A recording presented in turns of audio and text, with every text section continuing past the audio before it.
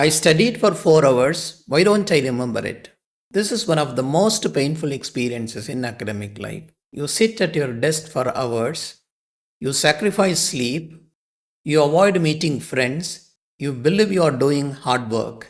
Then one of your colleagues says, I spent much less time learning, but I understood the concept. You feel like hours of sacrifice a total waste. You begin to ask yourself, am I not smart enough? The problem is not your effort, it is your study method. Most of us treat our brains like a factory. If we want more output, we just run the machines for long hours.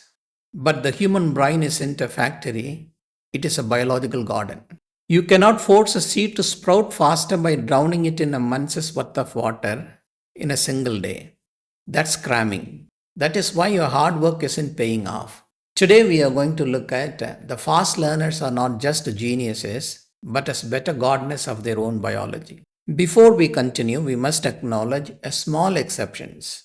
Yes, in rare cases, maybe 0.1% or 0.1% of people have enhanced learning experiences. This may be because of rare genetic variations. These are the exceptions. We must not compare ourselves with those exceptions.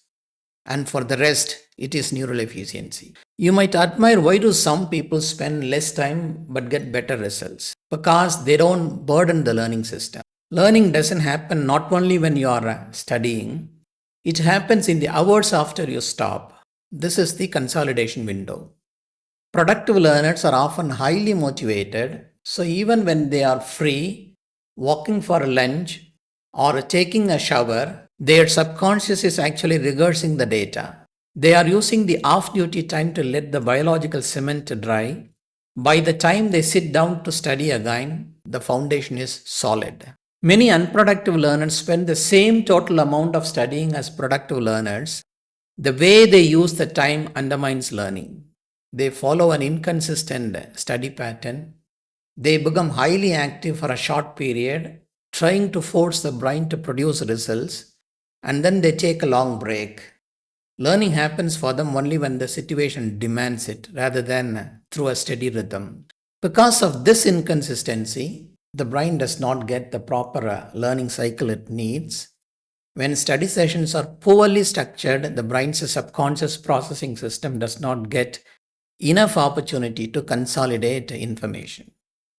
Learning actually requires time for internal processing, and without it, retention becomes very weak. And when there is time between study sessions, instead of allowing the brain to process the material, many learners engage in irrelevant activities such as mindless scrolling or digital distractions. These activities create neurological interference, disrupting the consolidation process and eventually reducing the learning productivity.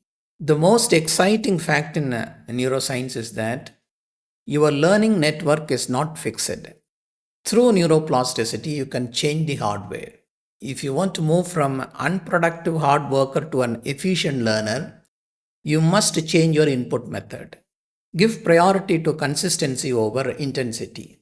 Then you have to protect your consolidation window. After a learning session, spend 15 minutes to relax yourself or consciously think about what you have learned. Don't use mobile phones. Allow the brain to process what you learned.